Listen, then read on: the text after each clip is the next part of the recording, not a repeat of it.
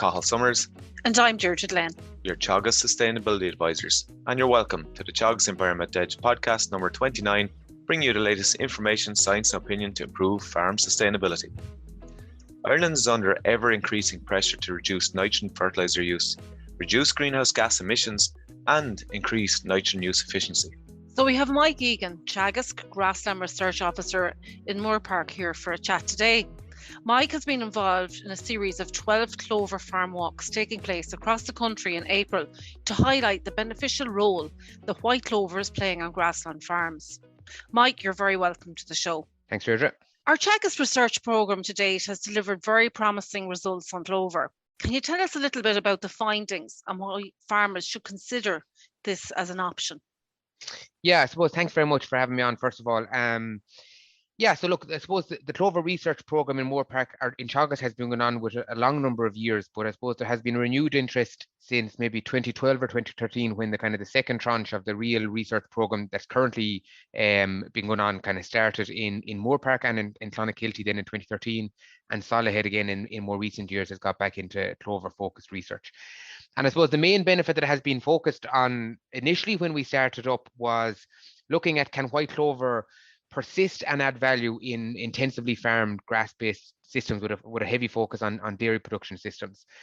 And what we showed initially was we can maintain herbage production while reducing fertilizer.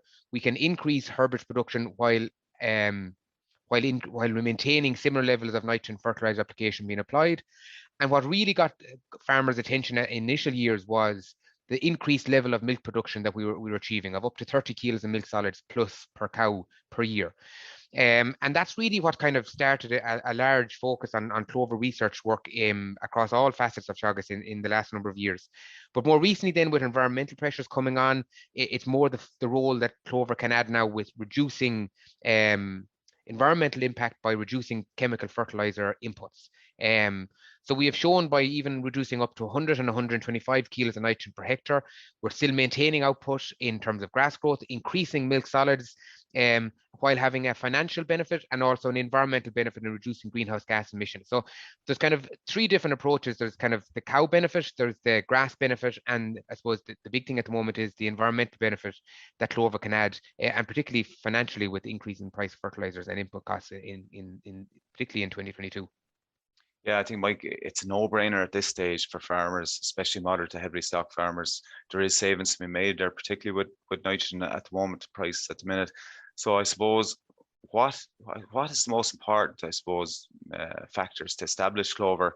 I suppose getting ready for it. What are the basics to getting it right?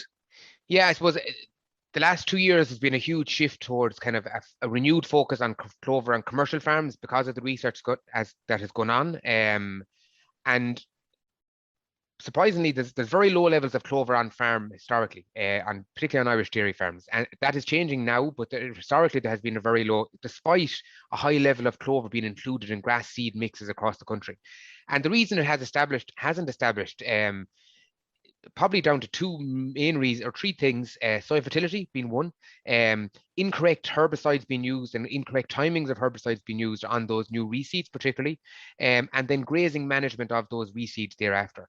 So they're probably the three main reasons that we haven't seen a huge level of clover on farm. There's still some concern of having clover with issues in spring grazing and bloat, although be a lot smaller now with the issues now than they were historically. But I suppose grazing management and soil fertility is probably the two of the key reasons that we haven't seen it.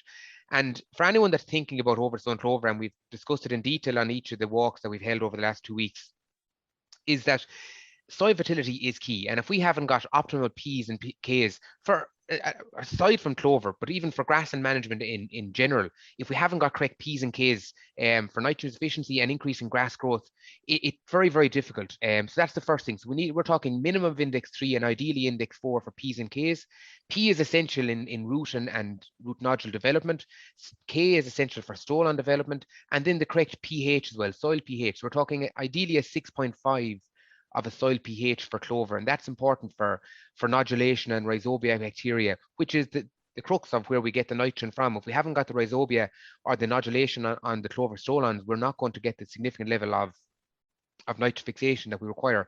So I think soil fertility is probably the key element that has resulted in low levels of clover being on farm, or anyone that wants to go about now including clover and putting a plan in place, it's correct soil fertility first, because it won't persist or establish or persist without it.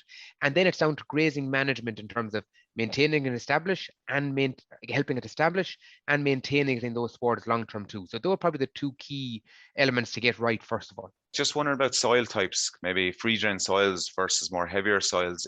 Is there any issues around clover with that? And I suppose another thing, a lot of farmers like to reseed in the back end of the year. Is that okay for clover, or is it better to go springtime? Yeah, so just on the soil type issue, look at a lot of the work that we've done in recent years has been in Moorepark and Clonakilty, which is a very free draining soil, and clover is very suited to that because it's warmer, it doesn't flood, it's not to flow into flooding and that, so it's very well suited to soils like that, and we know that from the research that we've done. That's not to say that it doesn't work in more heavier soil types, and Ballyhaise has now started a new research program looking at clover in a more challenging and soil type, and it's working there after 2 years. Solihead in the 90s had a huge number of years of data with white clover included in the swards, and now has started another research program with clover included in the swards as well. That's not to say it's just as easy on a heavier soil than it is in a free draining soil. It's probably more challenging because of issues with increasing soil fertility on heavier soils than more free draining soil types, particularly on P. And the second thing, because of pugging and poaching damage that can happen, particularly in the shoulders of the year on heavier soil types, that can damage the clover plant and cause issues with it. And I suppose one thing that's probably not talked about a huge amount on heavier soil types, it can be difficult to graze late and graze early on those swards on a wet back end or a wet spring as well, which can result in heavy covers being carried on those swards. And that doesn't really suit clover per se either. So not to say that it won't work, it's probably a little bit more challenging on heavier soil types. And with Solihead and Ballyhaise, there's data coming in on that now. And even on the on-farm study that we have with 35 farms across the country, we have more heavier soils. But it may be a case of picking your best paddocks on a heavier farm type and focus on those first of all, and then try and incorporate some of the more marginal type. Because even a heavy farm still has good ground, or sorry, not good ground, but has not as marginal ground on all of the farms. So I think picking the best paddocks and picking the farm probably is a key thing.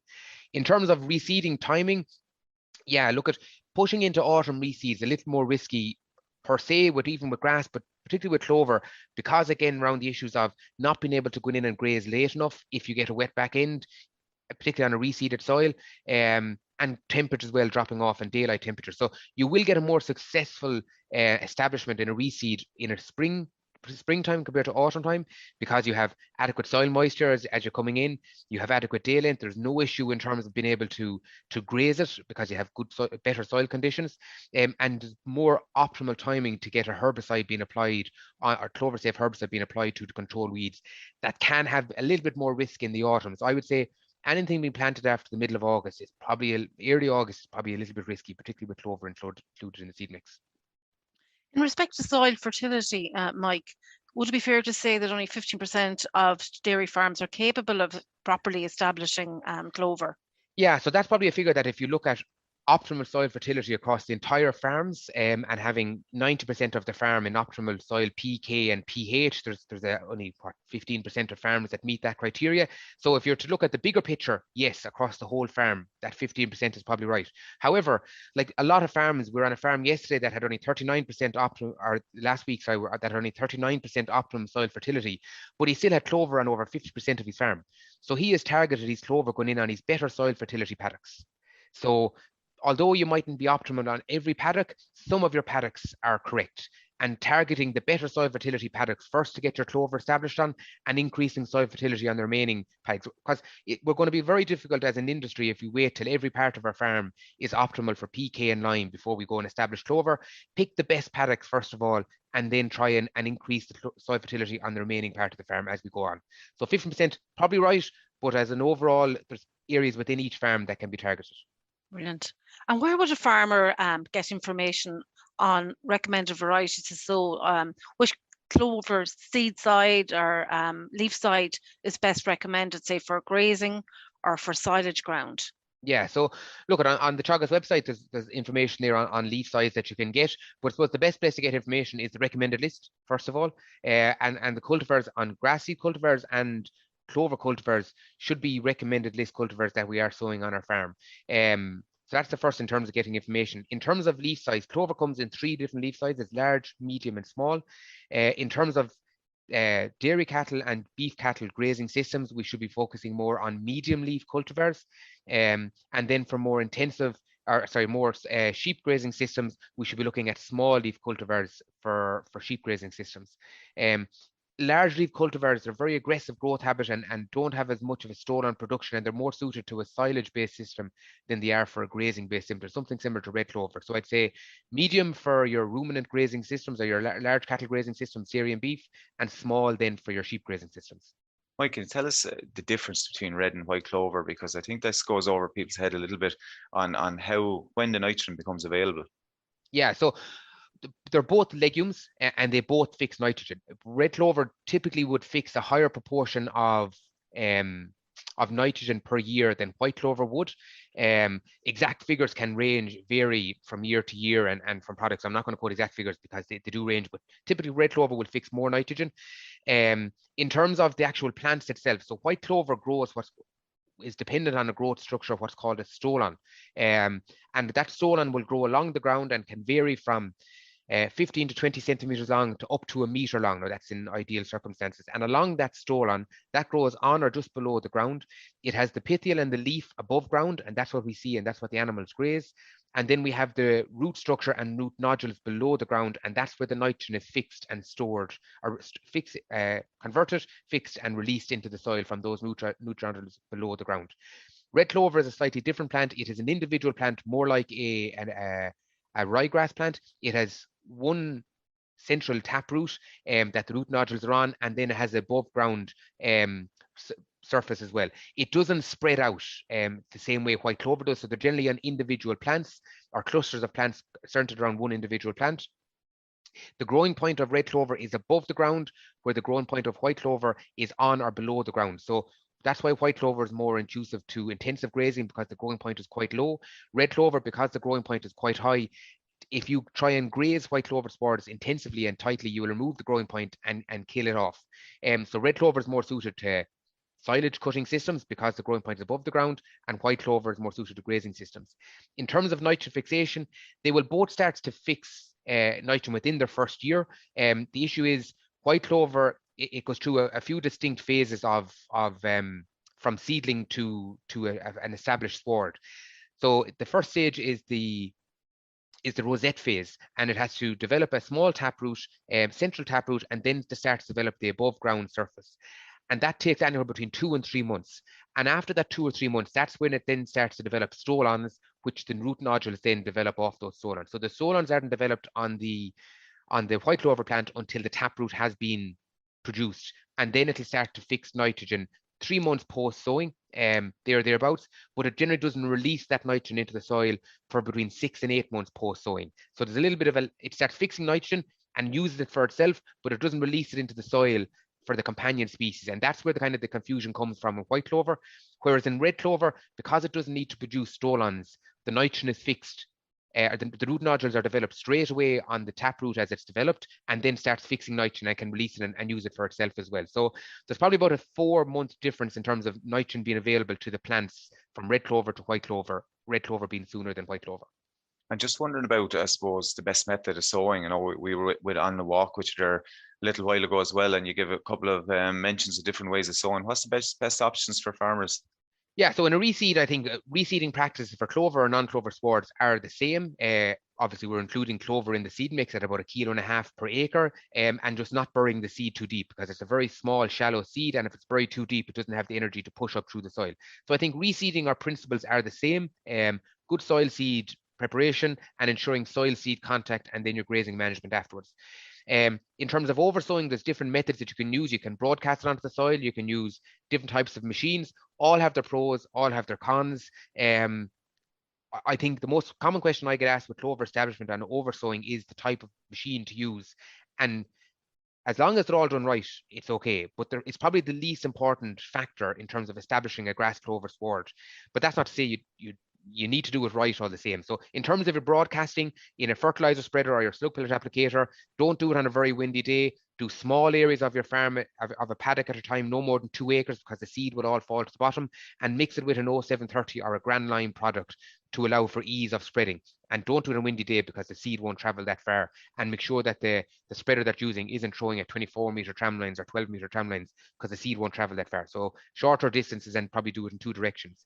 In terms of your machines, then you have a tine harrow type machine like a 9-buck or a Rateman, scratches the ground and then broadcasts the seed on top of it, and then more tine harrows come behind it. Does very little disturbance to the soil, but can guarantee more soil seed contact because it has the tine harrows coming behind it. Then you have your kind of a guttler type machine. These are commercial names, but there's different types of machines of them. So your guttler type machine, it has a hard tine harrow in the front of it, can do a little bit more ripping than the Einbach. It's a heavier machine too, so you do need a bigger machine or tractor to run it, but it can do a little bit of more destruction to the ground that you're driving over if you haven't got the setting right.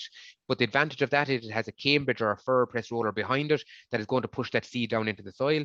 And then you have your kind of your Moore drill, Atkinson drill kind of machine that cuts a slit and drops the seed into the ground again. Again, you're guaranteed soil seed contact, but the issue with that one is getting not burying the seed too deep. So you shouldn't really be going below 12 mil of a sowing depth, because that seed won't be able to push up through the ground. But again, as long as they're all done right, the method is probably the least important element. It's picking your right paddocks and the management afterwards that's more important.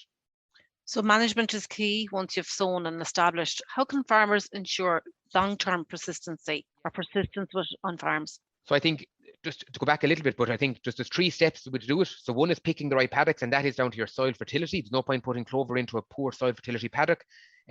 Swards that are high ryegrass content and don't have weeds. And if you don't have that kind of criteria, or kind of dense swards, sort that first before you go over sowing clover. But if you have paddocks that meet that 4 criteria, fantastic. Second one then is the method that goes out with it. As long as they're all done effectively and you're guaranteeing soil seed contact, that's the most important element with any machine that you're using. And as long as you get those 2 right, then it's completely down to management. But if you get those 2 right and don't manage it right afterwards, it's still not going to matter. It won't work. So clover needs, when it's establishing in a full reseed or an oversowing, in a full reseed, the clover and the grass plant both need light to the base of the sward, and in an oversowing, that clover seedling needs light down to the base of the sward. And all we can do with that is manage it in terms of your grazing management. So we're keeping low pre-grazing covers on it for the first 3 to 4 rotations. So our first grazing should be at 800 on a reseed or an oversowing, and the following 3 grazings then of between 1,000 and 1,100 kilos. And what this does is it just keeps light down to the base of the sward, and that seedling, the clover and the grass plant, whatever in reseed or oversowing, will just develop its root structure rather than having to grow big tall leaves up in the sward to try and go looking for light, and then it doesn't develop anything below ground. So keeping low covers the following 3 months post sowing, not avoiding any heavy cuts of silage for about 12 months post sowing, keeping low covers on it over the winter, so grazing it later on in the final rotation, and as much as possible graze it as within reason, without damaging it, graze it as early as possible in spring as well. Again, it's all about getting light down to that sward. The clover plant takes about 8 to 12 months to fully establish. And during that time, you need to preferentially manage it. And the most important thing, apart from your soil fertility and moisture, and that's your timing and picking the right paddocks, is your grazing management that lets light down to the base of the sward. Now, the $1 million question, I suppose, you have farmers at home listening now wondering, right, I have clover in the sward, not really sure how much is in it or what the distribution is like, but how do they know when to cut back on the chemical nitrogen? Is it a date or a time or a... This podcast now is at a very good time because now is the time we can make a decision on paddocks if they have good clover content or not good clover content. And I don't think we should get caught up, like every time I do a group, is this 12% or is it 15% or is it 30%? I think we're getting caught up too much in figures. We need paddocks that are, we want to be able to reduce fertilizer on our swards when they have good clover. And we need paddocks in May at 20% to be able to reduce our nitrogen fertilizer application rate significantly by half. So if we want to target getting this 150 kilos of nitrogen per hectare, we want to reduce it from May onwards. So the key trigger is, over the next couple of weeks, when you're walking your farms, looking at paddocks and seeing, is there clover in them? And if there is, fantastic. If it's a very low level, we're probably not in a situation going to reduce fertilizer on it. Or if you think that there's a scorecard on the Teagasc website that will show a range of, and maybe you can put it up in a link with this podcast as well, but there is a range of pictures of sward clover contents. So I think when you're looking at your swards from the middle of April to the middle of May, you want them sitting somewhere between 15 and 25%. And if you have paddocks that are within that range of 15 to 25% in that time frame, you can start to reduce chemical fertilizer on those from May onwards. If you have swards that are somewhere between 10 and 15%, and again, you'll see it somewhere in that guide, the clover content guide. If you have paddocks that are between 10 and 15%, you're probably not going to reduce fertilizer on them in early May, but that clover content, if you graze it tight and keep low covers on it, will increase, and you might get to reduce your fertilizer on it in June. And it's not that the level of clover is determined when we want to reduce our fertilizer, and the key trigger is that kind of 20% range when we start to reduce fertilizer. But it's not that the clover, if there's less clover there, it's going to fix less nitrogen. The issue is that there's less plants there fixing nitrogen. And each individual plant will still fix within region similar amounts to nitrogen. It's just if you have a low level of plants in your sward or a low clover content, there's just not enough nitrogen being fixed from all of the plants. So when we have 20%, we now have nitrogen coming from a fifth of our sward. And that's when we want to get that clover content reduced. So 20% is the sweet spot. And I'd say end of April, early May is when you make that call. And if you look at the guide that's on the website, you'll see what swards looking at 15 to 20% look like. How would you reduce the risk of bloat on farms? Yeah, so look, bloat can be an issue with clover. You talk to farmers and they've got bloat without having clover in the sward. So there's different risks of having bloat. Clover just happens to be one of those risks that can cause it.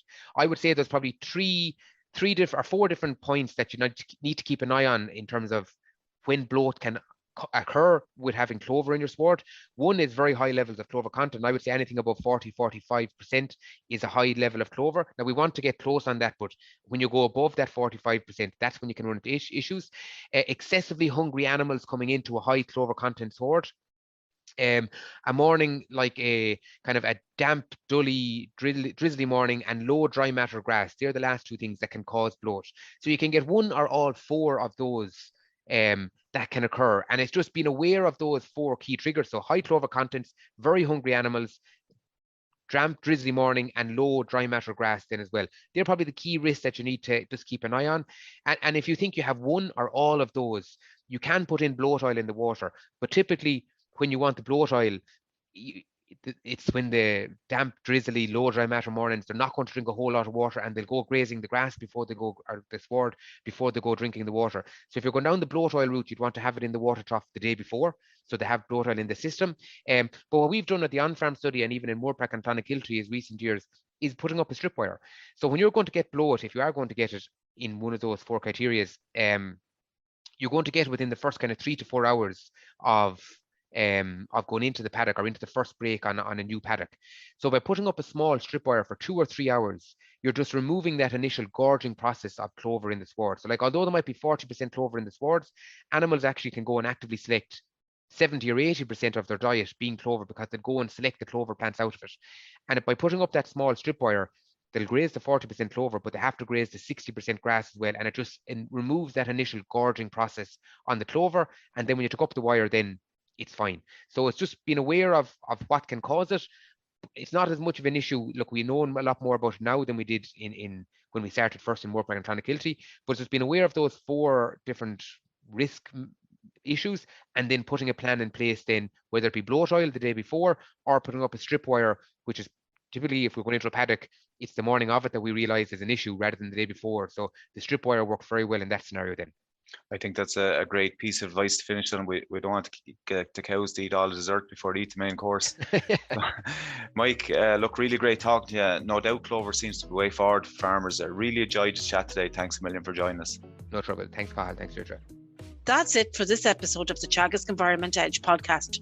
Thanks to Mike Egan, Teagasc Grassland Research Officer in Moorepark, for joining us on the show. Don't forget to rate, review and subscribe to the podcast. You can listen on Apple and Google Podcasts, as well as Spotify. And for more information, go to the Teagasc website at teagasc.ie. I'm Cathal Summers. And I'm Deirdre Glenn. Join us next time for the Teagasc Environment Edge podcast, signpost to farm sustainability.